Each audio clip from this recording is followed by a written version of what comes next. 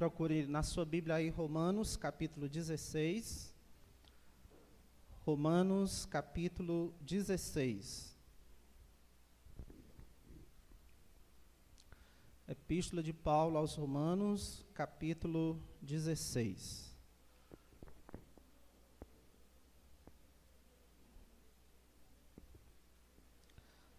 Romanos, capítulo 16. Nós faremos a leitura do versículo 1 até o versículo 24 e depois iremos dar continuidade com a palavra de oração. Romanos, capítulo 16, a partir do versículo 1 até o versículo 24.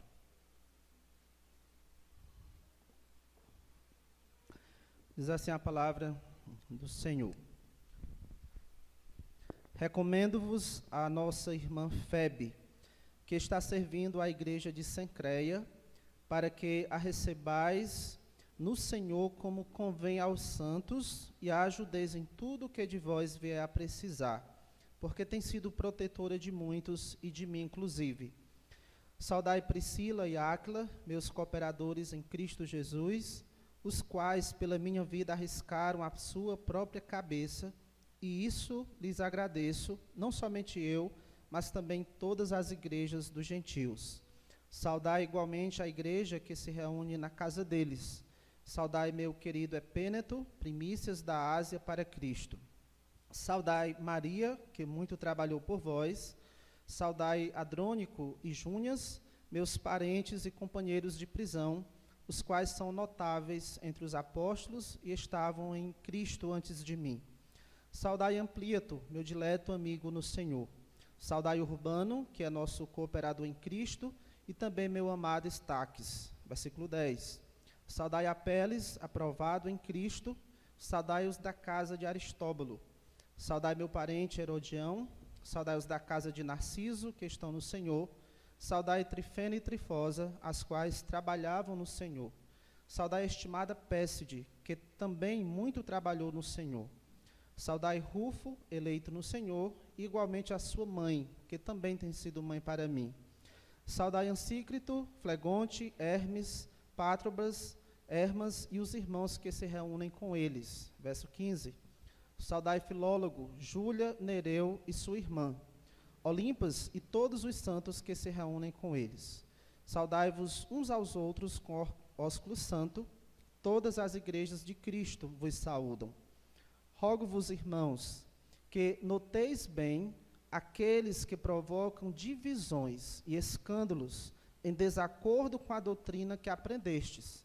Afastai-vos deles, porque esses tais não servem a Cristo nosso Senhor, e sim a seu próprio ventre, e com suaves palavras e lisonjas enganam o coração dos incautos, pois a vossa obediência é conhecida por todos. Por isso me alegra a vosso respeito, e quero que sejais sábios para o bem e simples para o mal. E o Deus da paz, em breve, esmagará debaixo dos vossos pés a Satanás.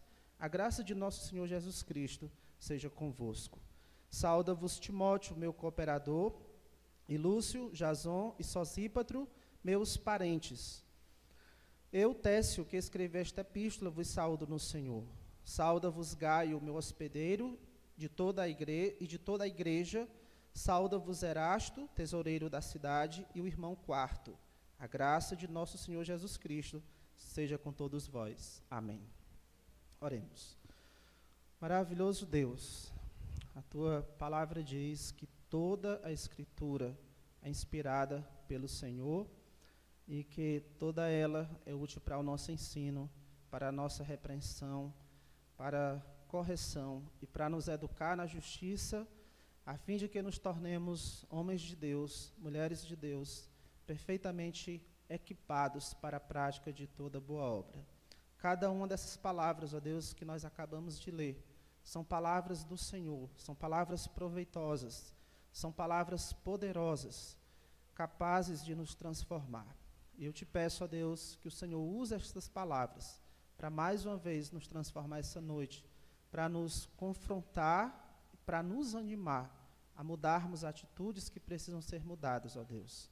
Que saiamos daqui não somente com a cabeça cheia de informações, mas com o coração desejoso de viver melhor, em maior obediência a Ti. Em nome de Cristo. Amém. Na semana passada, no último domingo, eu fiz 7 pedidos de oração aos irmãos, a vocês, por nós pastores. Esses pedidos que fiz no último domingo tiveram como fundamento as palavras de Paulo, nos versículos 30 a 33 do capítulo 15, onde Paulo ele faz alguns pedidos de oração aos irmãos lá da igreja de Roma. Mas essas petições, que eu pedi inclusive para que os irmãos anotassem, não eram só meros pedidos, não quaisquer pedidos. Eu gostaria que os irmãos encarassem essas petições como pedidos sérios e pedidos sinceros da nossa parte. Então imagine que cada um de nós, pastor, nós chegasse para o seu lado e dissesse: meu irmão, por causa de Cristo, ore por mim. Porque o amor de Deus é derramado sobre você através do Espírito Santo, ore por mim. Meu irmão, eu enfrento inimigos, por favor, ore por mim. Ore para que eu tenha êxito no ministério, ore para que eu tenha alegria, ânimo. Meu irmão, ore por mim porque eu sou fraco. Meu irmão, ore muito por mim, ou ore bem muito por mim. Esses foram os pedidos, e são pedidos sérios, sinceros, porque é isso que nos comunica a palavra rogo-vos, lá no início do versículo 30 do capítulo 15. Rogo-vos, pois, irmãos, por nosso Senhor Jesus Cristo, que luteis juntamente comigo nas orações a Deus a meu favor. Essa palavra rogo-vos é bem mais, comunicar bem mais que um pedido. Trata-se de um convite, um apelo para que você participe do nosso ministério em oração. Trata-se de um pedido forte, que comunica urgência, intensidade, para que você faça o máximo, para que você dê duro em nosso favor por meio das suas orações. Nós, pastores, irmãos, precisamos das suas orações. E hoje, novamente, eu gostaria de rogar a vocês, gostaria de fazer um apelo para os irmãos, fazer um pedido forte, intenso, urgente, mais uma vez. Essa palavra rogo-vos, lá no versículo 30, aparece lá no versículo 17 do capítulo 16, rogo-vos, irmãos. Depois aqui de uma série de saudações, como eu já li, entre o versículo 3 e o versículo 16, Paulo ele faz um apelo aos irmãos lá da igreja de Roma. Versículo 17, rogo-vos, irmãos, que noteis bem aqueles que provocam divisões e escândalos, em desacordo com a doutrina que aprendestes. Afastai-vos deles, porque esses tais não servem a Cristo nosso Senhor, e sim ao seu próprio ventre.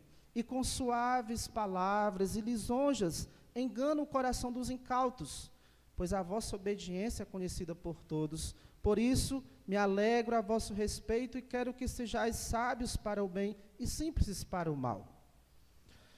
O tema da nossa mensagem hoje é: Igreja, escute o apelo pastoral. Escute o nosso apelo pastoral. O apelo ou rogo de Paulo aos romanos, aqui, nesses versículos que eu li por último, envolve principalmente uma advertência, um alerta, principalmente contra os falsos mestres. Mas, considerando desde o versículo 1, considerando aqui o nosso texto de estudo a partir do versículo 1, o meu apelo a vocês, irmãos da Igreja Bíblica de Jijoca, o meu apelo a vocês como pastor, contém aqui 5 solicitações. Eu quero fazer um apelo a vocês, e esse apelo contém 5 solicitações para que vocês sejam uma igreja que serve a Deus, uma igreja que está atenta aos perigos espirituais e uma igreja que vai permanecer fiel ao Senhor. Então, a minha primeira solicitação aqui do meu apelo é: sirvam ao Senhor como puder. Sirva ao Senhor como você puder. Na primeira parte do capítulo 16, Paulo faz uma série de saudações, como eu já mencionei. Ele sauda irmãos e irmãs da igreja aqui de Roma, e na maioria dos nomes que ele citou aqui, ele relembra o trabalho que esses irmãos fizeram, ou que ainda estariam fazendo quando ele escreveu, trabalho que eles faziam para o Senhor. Se você for parar para contar, você vai ver que tem aí 26 nomes citados de forma direta. E esses nomes aqui, eles estão registrados, né? Paulo ele não foi muito genérico, mas ele foi mais específico dessa vez.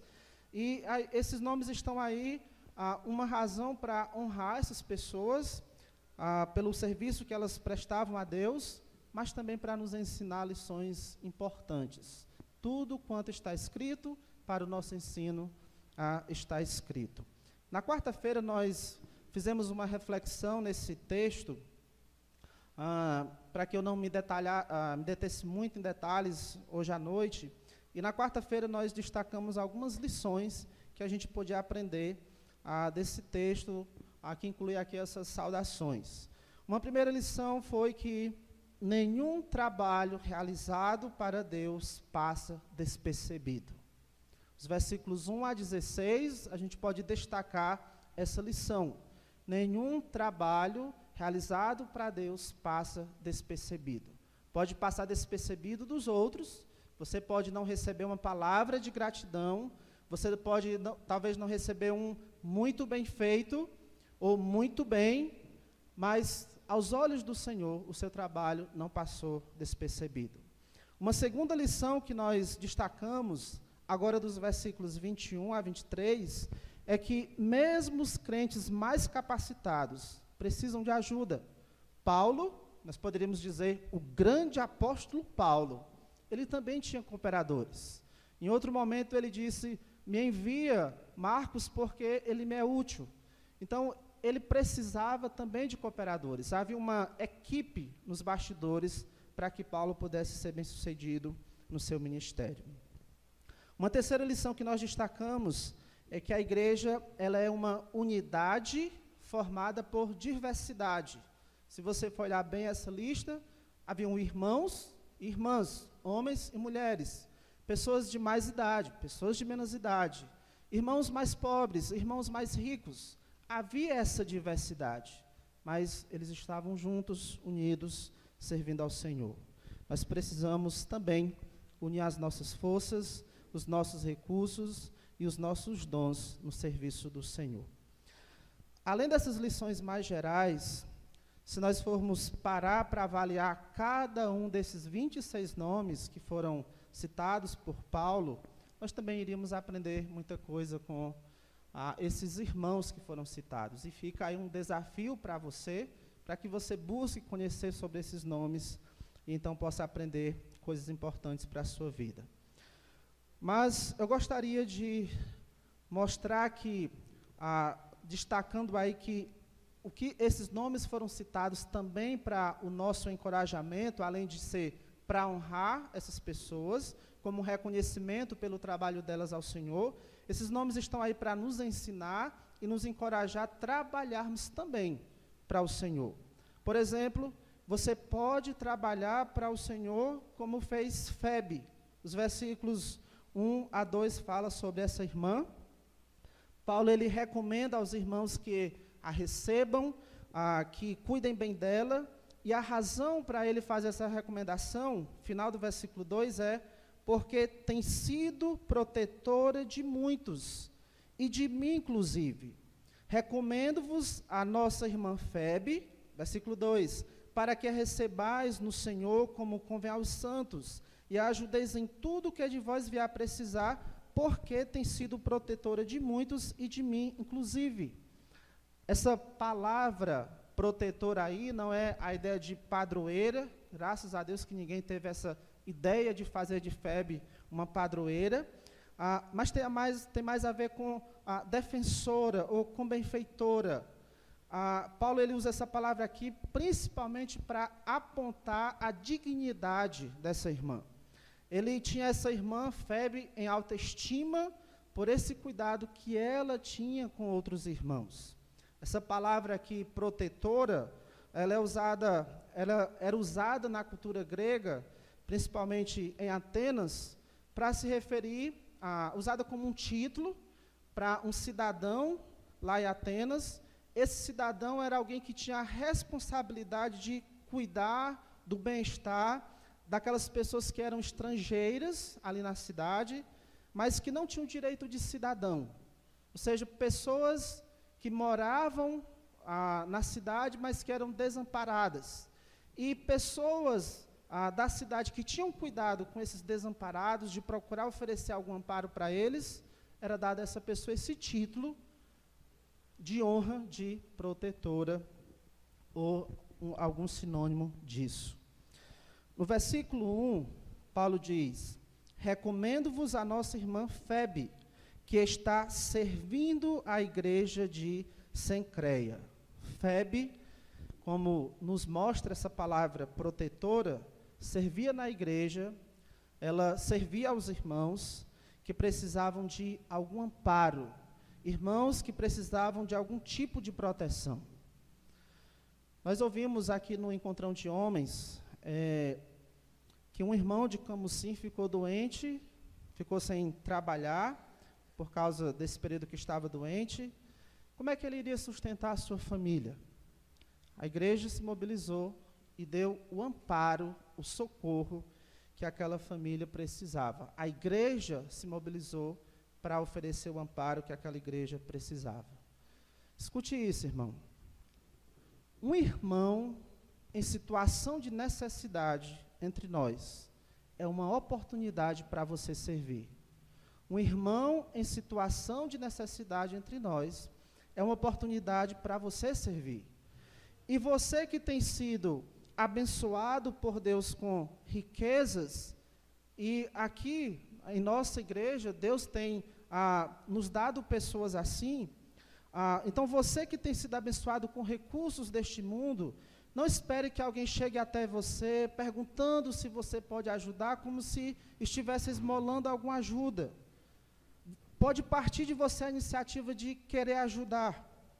Você que possui recursos deste mundo e sabe que tem um irmão passando por necessidades, abra seu coração, como diz lá em 1 João, ou a sua carteira também, e ajude mostrando que você tem o amor cristão. Você pode mostrar que a sua fé é verdadeira e não só apenas da boca para fora, aproveitando essa oportunidade de servir, de amparar aqueles que estão necessitados. Podemos servir uns aos outros quando entendemos que alguém está em necessidade. Aproveite essa oportunidade, como fazia assim a irmã Febe. Além disso, você pode também ser hospitaleiro, como Priscila e Áquila. Esses irmãos são mencionados aí nos versículos 3 a 5.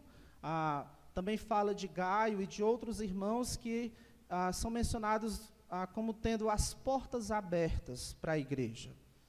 Embora nós tenhamos aqui esse prédio, algo que os irmãos lá no primeiro século não tinham, nós temos aqui esse prédio para nos congregar, para esses momentos de reunião, mas nós podemos ser muito abençoados nos encontros em pequenos grupos, nas casas uns dos outros, em momentos informais também. Mas para isso é preciso que sejamos hospitaleiros à Igreja de Deus, que sejamos hospitaleiros uns com os outros, que tenhamos as portas abertas para a igreja, para os nossos irmãos. Além disso, de poder servir os necessitados como Febe, de ser hospitaleiro como Áquila, Priscila, Gaio e outros, você também pode fazer como as gêmeas, possivelmente gêmeas, Trifena e Trifosa, que é citada no versículo 12, saudai a Trifena, esse nome significa delicada, e Trifosa, que significa elegante. Eu diria que a Sâmbula e a Sângela, lá da igreja de Roma. Se vocês conhecerem essas duas, aí vocês vão perceber que existe uma similaridade com o significado dos nomes dessas irmãs Trifena e Trifosa. Possivelmente essa ideia de Trifena ser delicada, Trifosa ser elegante, essas fossem suas características naturais. Mas como crentes, a marca mais importante dessas irmãs, assim como também de Maria e da estimada Pérside, é o que elas faziam, ou o que elas fizeram. Versículo 6 diz assim: saudai Maria, e aqui não é Maria, mãe de Jesus, uma outra Maria, saudai Maria que o que ela fez? Muito trabalhou por vós. Versículo 12: saudai Trifena e Trifosa, as quais trabalhavam no Senhor. Saudai a estimada Pérside, que também muito trabalhou no Senhor. E essa ideia aqui de muito trabalhou, ou de que trabalhou, a ideia é que elas trabalharam de forma árdua. Elas trabalharam com empenho. Trabalharam ao ponto de ficarem exaustas, cansadas. E quando se trabalha ao ponto da exaustão, por algo que você tem prazer em fazer, é um cansaço gostoso. Essas irmãs, elas experimentaram essa bênção de estarem cansadas por causa da obra de Deus. Nós podemos aprender isso, irmãos, com essas irmãs. Cansem fazendo a obra de Deus. Não é uma coisa ruim. Trabalhe, sim, até estar cansado na obra de Deus. Sirva ao Senhor como você puder, o quanto você puder. Esse é a minha primeira solicitação neste apelo. Infelizmente, na igreja, nem tudo são flores. A minha segunda solicitação é: fiquem atentos aos rebeldes. Fiquem atentos aos rebeldes. Versículo 17 diz: rogo-vos, irmãos, que noteis bem aqueles que provocam divisões e escândalos. Infelizmente, na igreja local há falsos crentes infiltrados. Não se assuste com essa informação. A Bíblia passa essa informação para nós, é fato. Nas igrejas locais há falsos crentes infiltrados. E muitos desses falsos crentes têm certeza que são crentes. Nem sempre é fácil distinguir um falso crente de um crente fraco ou de um crente maturo. Existem irmãos, crentes verdadeiros nessa condição, de serem ainda fracos, de serem ainda imaturos. E em meio a esses aí estão os falsos crentes. E aí fica difícil de detectar quem realmente são os falsos crentes. Mas não é impossível. Nessa lista que eu já mencionei, entre o versículo 3 e 16, Paulo fala aí de 26 irmãos. Ele lembra desses 26 irmãos que faziam bem à igreja. Mas antes de terminar essa carta, ele achou por bem solicitar que a igreja ficasse atenta, que os irmãos estivessem vigilantes, que os irmãos estivessem de olhos abertos. Noteis bem aqueles que provocam divisões e escândalos. A palavra notar aqui não significa você tomar nota, mas a gente pode até ter isso em mente. Quando algo nos chama a atenção em um texto, a gente passa a ler um grife, passa uma tinta ali, uma caneta, marca. A ideia é essa de estar na nossa mira essas pessoas que estão causando algum dano à igreja, que estão provocando divisões e escândalos. Surgem na igreja essas pessoas, infelizmente, que buscam promover algum tipo de divisão, de rebelião, de discórdia, de gerar algum tipo de contenda entre os irmãos. E essas pessoas, elas se tornam motivo de tropeço. É a ideia aí da palavra escândalo. Elas se tornam motivo de que outro irmão peque, de que outros pequem. Elas se tornam a razão de outros não levarem a vida cristã a sério, por causa desses falsos crentes ou falsos mestres infiltrados na igreja. A principal pessoa interessada em que isso aconteça, que haja falsos crentes que vão fazer com que verdadeiros crentes vivam falhando, pecando, a pessoa mais interessada nessas coisas é quem? Satanás. Por isso que esse garotinho aí, ele é mencionado lá no versículo 20. E o Deus da paz, em breve, esmagará debaixo dos vossos pés a Satanás. É ele que gosta de trazer divisão, confusão para dentro da igreja.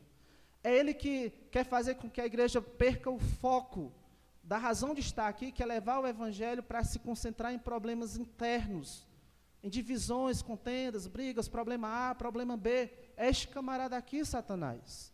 Graças a Deus por essa promessa de que um dia a promessa lá de Gênesis 3:15 vai ser cumprida de forma completa. Ele será esmagado debaixo dos nossos pés por meio do Senhor Jesus Cristo. Lá em Mateus 13, no texto em que Jesus fala sobre a parábola do joio e do trigo, ele diz: o inimigo semeou o joio no meio do trigo. E como já foi dito aqui em outra ocasião, no início, a planta joio é muito semelhante à planta trigo. E vão crescer parecidos, e só quando estiverem maiores é que vai poder fazer um pouco da distinção. Então, esse inimigo semeou o joio no meio do trigo. E Jesus explica o seguinte, lá em Mateus 13, 38 a 39. O joio são os filhos do maligno. O joio são os filhos do diabo. O inimigo que semeou é o diabo. Assim diz Jesus, lá em Mateus 13 e 39. Os joios são os filhos do maligno. O inimigo que semeou esses seus filhos no meio do povo de Deus é o próprio diabo. O diabo sempre tem o cuidado de manter falsos crentes no meio da igreja, entre os verdadeiros crentes. E, geralmente, esses falsos crentes, eles crescem juntos com os outros. Estão lá quase que desde o começo. Estão por um bom tempo no convívio da igreja. Lá em Atos 20, versículo 30, Paulo chamou os pastores de Éfeso e ele disse que sabia que dentre vós mesmos, note bem, dentre vós mesmos, se levantarão homens falando coisas pervertidas para arrastar os discípulos atrás deles. 1 João 2,19, lá João diz acerca dos falsos mestres e dos falsos crentes: eles saíram do nosso meio, para que ficasse manifesto que não eram dos nossos. Parecia que eram dos nossos, mas não eram. Eles saíram do nosso meio, entretanto, não eram dos nossos. Agora, isso a gente já sabe. Eu sei que vocês já sabem disso. Mas talvez a nossa dúvida seja: como podemos identificar os falsos crentes? Como podemos identificar os falsos crentes? Nós podemos identificar os falsos crentes, ou mesmo os falsos mestres, por isso. Essa é uma das coisas, eu vou dizer outras, mas por essa aqui, inicialmente, por sua falta de comprometimento com a doutrina. Nós identificamos os falsos crentes por sua falta de comprometimento com a doutrina, ou, em outras palavras, por sua falta de comprometimento com a verdade, ou, em outras palavras, por sua falta de comprometimento com a palavra de Deus, as Escrituras. Versículo 17: rogo-vos, irmãos, que noteis bem aqueles que provocam divisões e escândalo em desacordo com a doutrina que aprendestes. Eles agem contrário ao ensino, à doutrina ensinada pela igreja. Isso aqui nos mostra, irmãos, a importância que tem a doutrina, de tanto unir os verdadeiros crentes, como separar estes dos falsos crentes. A doutrina, o ensino correto da palavra de Deus, é indispensável para a salvação. É isso que a Bíblia ensina. E a doutrina, o ensino correto da palavra de Deus também é indispensável para a santificação, para uma vida piedosa. Não dá para você levar o evangelho, levar a palavra de Deus, e aí quando a pessoa diz: eu confio em Jesus como seu Salvador, você não mais se importar com a Bíblia. Não, ainda vai ser preciso a presença da Bíblia na vida daquela pessoa até o fim da vida dela. A Bíblia, o ensino da palavra de Deus, é indispensável para que você seja salvo e para que você cresça como salvo. É isso que nos ensina a palavra de Deus. E por isso é que o maior bem que nós, como pastores, podemos fazer para vocês é nos comprometer a ensinar a palavra de Deus. Podemos fazer de tudo, e muito bem, mas se formos falhos no compromisso com a palavra de Deus, nós estamos fazendo mal a vocês. Não importa quantas reuniões façamos, quantos eventos estejamos programando, o quanto a gente possa ser agradável para vocês, ser bem amigo de vocês, se nós formos falhos no ensino da palavra, ou não formos comprometidos com o ensino da palavra, nós estamos fazendo mal a vocês. O maior bem que nós podemos fazer para vocês, como seus pastores, é estarmos comprometidos com o ensino da palavra. E, quando alguém começa a mostrar resquícios de desprezo, de reprovação, ou mesmo não dar devida importância à palavra de Deus, e essa pessoa diz, eu sou crente, cuidado, noteis bem esta pessoa. Talvez ainda não esteja tão claro, mas pessoas assim, no fundo, são rebeldes, são contrárias à palavra de Deus. Fiquem atentos a estas pessoas, porque mais cedo ou mais tarde, esse desprezo, rejeição, ou não dar devida importância à palavra de Deus, vai causar alguma divisão e vai trazer pecaminosidade ou libertinagem para a igreja. Então, esse é minha segunda solicitação. Fiquem atentos às indicações de rebeldia. Terceira solicitação. Afastem-se dos rebeldes. A segunda é, para que vocês fiquem atentos aos rebeldes. A terceira é, afastem-se dos rebeldes. Final do versículo 17 diz, afastai-vos deles. Diz, para notarmos, e enfim diz, afastai-vos deles. E no versículo 18, Paulo vai dizer razões para nos afastarmos desses irmãos que provocam divisões. Uma primeira razão é, afaste-se deles porque eles são insubmissos. Afaste-se dele, porque, versículo 18, porque esses tais não servem a Cristo, nosso Senhor. Afaste-se dele, porque esses tais não servem a Cristo, nosso Senhor. Embora essas palavras aqui possam ser dirigidas principalmente aos falsos mestres, mas elas também se aplicam aos falsos crentes.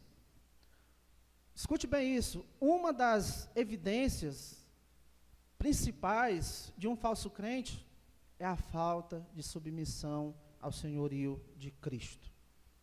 É a falta de se submeter a Cristo como o Senhor de sua vida. Abra sua Bíblia em Tito, capítulo 1. Tito, capítulo 1. Preste bastante atenção nessas palavras. Tito 1, versículo 10. Tito 1, versículo 10. Paulo ele vai falar destas pessoas aqui até o versículo 16. Tito 1 e 10. Porque existem muitos insubordinados, ou existem muitos desobedientes, ou existem muitos rebeldes, e ele vai continuar a falar dessas pessoas aí, e no versículo 16 ele diz, no tocante a Deus, professam conhecê-lo. Elas dizem, nós conhecemos a Deus, ou nós somos servos de Deus, nós somos crentes. Entretanto, o negam por suas obras. Da boca para fora são servas de Deus, mas na vida prática estão negando a Deus. O negam por suas obras. É por isso, porque eles dizem que conhecem a Deus, mas estão negando a Deus na sua vida prática, é por isso que são abomináveis.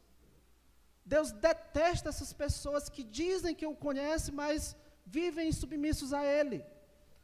Para Deus essas pessoas são abomináveis, detestáveis, desobedientes e reprovados por Deus para toda boa obra. Sério, sério, essas palavras.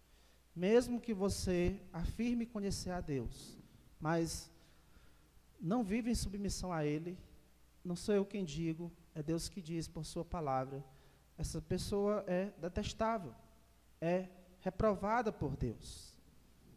Você não é um cristão simplesmente porque você diz, eu sou um cristão. Não é só por dizer. Precisa ter algo mais do que simplesmente o nosso dizer, eu sou um cristão, eu conheço a Deus. Esses versículos dizem que precisa de algo mais. Então, irmãos, mantenha distância de pessoas que afirmam, sou crente, mas não vivem em obediência a Deus. Uma segunda razão que Paulo nos dá para nos afastarmos dessas pessoas é porque elas são motivadas por interesse próprio. Voltando lá a Romanos 16, versículo 18, afaste-se dessas pessoas porque elas são motivadas por interesse próprio. Versículo 18, porque esses tais não servem a Cristo nosso Senhor, e sim a seu próprio ventre. E sim servem ao seu próprio ventre. Uma marca dos falsos mestres e falsos crentes é que eles são motivados por interesses egoístas, interesses próprios. Quando ele diz aqui que servem a seu próprio ventre, é uma maneira de dizer que eles servem ao seu próprio apetite. Como fez Esaú, como vimos hoje pela manhã, que para atender o seu apetite, jogou fora uma grande bênção, algo bom, para atender o seu apetite. Então, quando ele diz aqui que servem a seu próprio ventre, a ideia é que eles servem aos seus próprios desejos, eles servem aos seus próprios interesses, não são servos de Cristo, embora digam que conhecem a Cristo, eles só servem os seus próprios desejos. O falso crente é isso, ele diz que é crente, mas, na verdade, ele não se importa com a vontade de Deus, e sim com os seus desejos. Lá em Tito 1:11 diz que eles fazem tudo por ganância. Segundo Pedro 2:2 diz que eles são movidos por avareza. Judas, versículo 11, diz que eles são movidos por ganância. Falsos crentes são movidos por desejos interesseiros. Nós temos alguns exemplos disso na Bíblia. Nós temos o caso de Ananias e Safira, que pareciam ser crentes, e eles quiseram pousar de crentes generosos, dizendo, nós vendemos o nosso terreno, portanto, por 50 mil, e está aqui os 50 mil, mentindo. Mas por que eles quiseram pousar de crentes generosos? Porque o desejo deles era ter status entre os apóstolos. Também nós temos o caso de Diótrefes, lá em 3 João. Ele falava mal do apóstolo João para os irmãos da igreja. Difamava o apóstolo João, por quê? Porque ele desejava ser o líder mais benquisto, ser o líder mais importante ali entre os irmãos. Então, para alcançar esse desejo de ser o líder mais benquisto, ele falava mal de João para os irmãos. E aí fica para nós estas perguntas. Qual é, de fato, o nosso desejo? A quem nós realmente servimos? A quem você realmente serve? A Cristo ou aos seus apetites, aos seus desejos? Uma terceira razão porque Paulo nos diz, para nos afastarmos desses falsos irmãos, desses rebeldes, é porque eles são enganadores. Versículo 18 diz, porque esses tais não servem a Cristo, nosso Senhor, e sim a seu próprio ventre, e com suaves palavras e lisonjas enganam o coração dos incautos. Com suaves palavras e lisonjas enganam o coração dos incautos. Paulo, ou foi Jesus, não lembro agora, acho que foi Paulo, que disse que os falsos mestres, poderíamos dizer aqui, generalizar os falsos crentes, são comparados com lobos ferozes. Eles são como predadores que atacam um bando e eles buscam a presa mais frágil, a presa mais fácil. Os falsos crentes, eles procuram influenciar os irmãos incautos, ou seja, irmãos sinceros, mas que são simples, que ainda são imaturos. Esses falsos crentes, eles se aproveitam da fragilidade desses irmãos, da ingenuidade desses irmãos, da imaturidade desses irmãos, e com as suas palavras suaves, meigas, mansas e bajulando, ganham o coração desses irmãos. Eles enganam o coração, é a ênfase de Paulo aí, dos incautos. Eles conseguem ganhar o coração, e é por isso que geralmente falsos crentes têm muitos admiradores. Tem muitas pessoas acompanhando os falsos crentes, exatamente por causa disso, porque eles conseguem enganar e ganham o coração. Eles ganham o coração geralmente por serem carismáticos, servidores, prestativos, muito amigos, sempre prontos a servir, a ajudar, buscando sempre agradar. E aí, depois que eles têm a confiança, depois que eles realmente ganharam o coração, eles vão para uma segunda etapa, que é tentar afastar esses irmãos ganhos daqueles que podem ter uma boa influência sobre eles, geralmente dos seus líderes. Isso aconteceu lá na igreja de Gálatas, dos Gálatas. Lá em Gálatas, capítulo 4, versículos 16 e 17, Paulo diz assim: tornei-me, porventura, vosso inimigo por vos dizer a verdade? Os que vos obsequiam, ou os que procuram agradar a vocês, não o fazem sinceramente, mas querem afastar-vos de mim, para que o vosso zelo seja em favor deles. Na Galácia tinha acontecido isso. Esses falsos irmãos tinham conseguido ganhar os crentes e estavam agora tentando afastá-los de Paulo, que eles deixassem de ter aquele amor, aquele apreço por Paulo para ter por eles. Pois bem, esse é o alerta para nós, para vocês, que vocês se afastem daqueles que são insubmissos, daqueles que são interesseiros, senão eles vão ganhar o seu coração. E aí, quando você menos esperar, você vai estar do lado errado, amando a pessoa errada e defendendo coisas erradas. Então, afaste-se dos rebeldes. Penúltima solicitação, quarta solicitação desse meu apelo pastoral, preservem, irmãos, a obediência, ou perseverem na obediência. Versículo 19, Paulo relembra isso aos romanos, ele dá como razão para que eles se afastem dos falsos mestres esse detalhe aqui do versículo 19. Pois a vossa obediência é conhecida de todos. A vossa obediência é conhecida de todos. E é importante que Paulo falou aqui sobre obediência, porque uma das marcas de um falso crente é a desobediência, a falta de submissão ao senhorio de Cristo. A principal evidência de um verdadeiro crente é a obediência.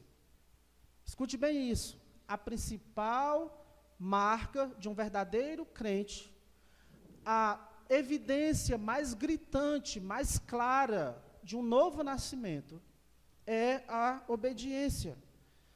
Jesus, ele disse que fizéssemos discípulos e ensinássemos a obediência, não foi? Lá em Mateus 28, versículo 20, ele diz: ensinando-os a guardar, ide por todo o mundo, fazer discípulos, ensinando-os a guardar todas as coisas que vos tenho ordenado. Não era somente para ensinar o conteúdo, mas para ensinar também o que fazer com esse conteúdo, a obediência. Por favor, abra sua Bíblia em 2 João, capítulo 2. 2 João, capítulo 2. Perdão, 1 João. Acho que 2 João não tem capítulo 2. 1 João capítulo 2, veja como essas palavras são bem claras, versículos 3 e 4.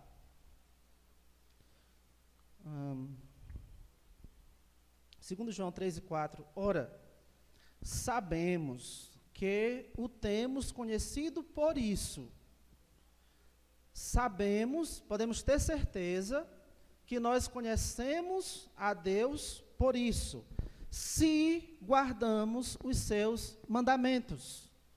E guardamos aqui está, no tempo presente, indicando que é uma ação que nós fazemos.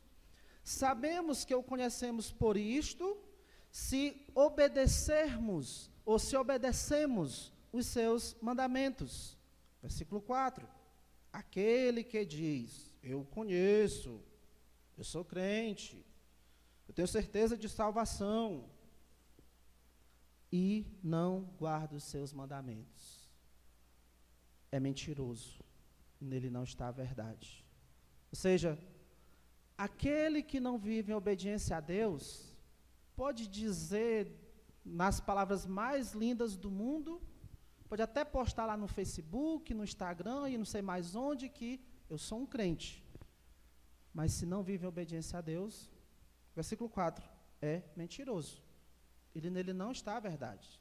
Não é verdade que ele conhece a Deus, se ele vive em desobediência. Então, se você não obedece a Deus, não se importa com isso, por esses versículos aqui nós temos que dizer, você não é crente. De novo, não sou eu quem diz, é a palavra de Deus que afirma isso. Então, não alimente certeza de salvação se você não vive em obediência a Deus. Se questione sim, tenha dúvida sim da sua salvação se você não obedece a Deus. E a própria palavra de Deus vai poder lhe ajudar, você a avaliar melhor se você é sim um crente só que está tendo uma queda, ou realmente um descrente que está vivendo como a sua natureza lhe governa. Então não alimente certeza de salvação se você não obedece à palavra de Deus. Na leitura que o irmão Daniel fez hoje, que é quase a conclusão do Sermão do Monte, onde Jesus ele mostra que só há dois caminhos, um caminho estreito que leva para a vida eterna e um caminho largo que leva para a perdição eterna. E depois, logo depois ele diz, acautelai-vos dos falsos mestres. E lá no final ele vai dizer acerca de religiosos que profetizavam em nome dele, que faziam milagres, que expulsavam demônios poderosos. Mas Jesus vai dizer para eles, nunca vos conheci. Apartai-vos de mim, para longe de mim, vocês que praticam a iniquidade. Para todos os religiosos que não vivem em obediência a Jesus, ele vai dizer, nunca vos conheci. Apartai-vos de mim, vocês que praticam a iniquidade. Então, meus irmãos, zelem pela obediência, perseverem na obediência. E dou graças a Deus, porque o que Paulo diz aqui dos romanos, pode ser dito também acerca desta igreja aqui também. Voltando lá, Romanos 16, versículo 19. Pois a vossa obediência é conhecida por todos. Por isso, me alegro a vosso respeito. A vossa obediência, de modo geral, a vossa obediência, a obediência de vocês à palavra de Deus é clara. E por isso me alegro a vosso respeito. A igreja de Roma era uma igreja marcada pela obediência. Isso significa que, pelo menos, a grande maioria dos irmãos era zelosa pela obediência. Todos, com certeza, não eram tão obedientes, mas a grande maioria, sim. E por isso, olhando o quadro geral, era uma igreja obediente. No versículo 16, ele diz, todas as igrejas de Cristo vos saúdam. Essa característica da igreja de Roma, de serem obedientes, era do conhecimento geral de outras igrejas. Irmãos, que esse retrato continue sendo o retrato aqui da amada IBJJ, uma igreja que é marcada pela obediência, que a obediência dos irmãos permaneça sendo uma marca forte, clara, gritante, de que vocês realmente são povo de Deus. Falsos mestres, falsos crentes vão tentar desviar alguns de vocês para uma vida relaxada, uma vida sem compromisso, uma vida de desobediência, mas vocês são discípulos de Cristo, vocês servem a Cristo. Então, continuem ajudando uns aos outros a serem zelosos por uma vida de obediência a Cristo. Minha última solicitação é: amadureçam no discernimento. Amadureçam no discernimento. Final do versículo 19 diz: e quero que sejais sábios para o bem e simples para o mal. Quero que sejais sábios para o bem e simples para o mal. Jesus disse algo parecido também, lá em Mateus 10:16, ele disse: sede, portanto, prudentes como as serpentes e simples, ou seja, sem malícia como as pombas. Também Paulo, lá em 1 Coríntios 14:20, ele disse: na malícia, sim, sede crianças. A ideia de ser inocente. Na malícia, sim, sede ingênuos. Quanto ao juízo, quanto ao modo de pensar, sede homens amadurecidos. Interessante que Paulo disse essas palavras aqui para os romanos, depois de ele ter alertado os romanos sobre os falsos mestres, sobre os falsos crentes, depois de elogiar a obediência desses irmãos. Mas Paulo faz aqui algo muito importante: encoraja que esses irmãos amadureçam no discernimento. Essas palavras aqui tratam-se de um amadurecimento espiritual, um amadurecimento mental, onde você é capaz de perceber o erro e rejeitar, perceber o que é certo e abraçar. Essa é a ideia. Então é como se ele estivesse dizendo aqui para esses irmãos: vocês precisam ser capazes de escolher o que é bom aos olhos de Deus. Quando se tratar do que é mal, vocês sejam ingênuos, sem malícia. Vocês devem ser sábios para promover o que é bom e não deixar se confundir com o que é errado aos olhos de Deus. É mais ou menos o que ele disse lá em 1 Tessalonicenses 5:21-22. Julgai todas as coisas, examinem todas as coisas, retende o que é bom, abstende-vos, afastai-vos de toda forma de mal. Irmãos, em quase tudo ao nosso redor, nós precisamos ter esse discernimento aqui. Precisamos desse discernimento na área do conhecimento. O que é que nós vamos abraçar como verdade? O que é que nós vamos abraçar como cosmovisão de vida, ou como filosofia de vida? Nós precisamos desse discernimento nos relacionamentos, porque más conversações corrompem bons costumes. Nós precisamos desse discernimento também no comportamento. O que nós fazemos e o motivo por que nós fazemos agrada a Deus? Talvez em si essa minha ação não é errado, não é pecado, mas Deus aprova, agrada de fato a Deus. Passaria essas minhas ações em um exame das Escrituras? E sabe quem é que vai lhe dar esse discernimento? Quem é que vai amadurecer o seu discernimento, essa sabedoria que você deve ter?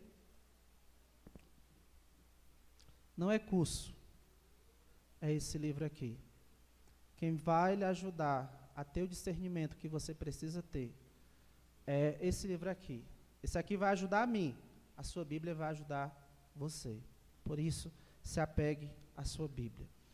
Lá no Salmo 19:7 diz: o testemunho do Senhor, que são as Escrituras, é fiel e dá sabedoria aos simples. Nós somos simples, mas a Bíblia ela vai nos amadurecendo, vai nos tornando pessoas sábias até que nós nos tornamos amadurecidos em discernimento. Então, que nós sejamos sábios para o bem e simples para o mal, bebendo daqui da verdadeira fonte da sabedoria, que é a palavra de Deus. Então, não passe nenhum dia sem ler a Bíblia, ou sem escutar a Bíblia, se você não sabe ler. Não passe nenhum dia sem meditar na sua Bíblia, porque é ela que vai fazer você ser sábio. Muito bem, irmãos, esse foi o meu apelo a vocês, essas 5 solicitações. Sirvam ao Senhor como puder, fiquem atentos aos rebeldes, afaste-se deles, persevere na obediência e amadureçam no conhecimento. Eu gostaria de terminar como Paulo terminou. Capítulo 15, versículo 33. E o Deus da paz seja com todos vós. Capítulo 16, versículo 20, lá no final, a graça de Deus, a graça de nosso Senhor Jesus seja convosco. Capítulo 16, versículo 24, a graça de nosso Senhor Jesus Cristo seja com todos vós. Amém? Amém.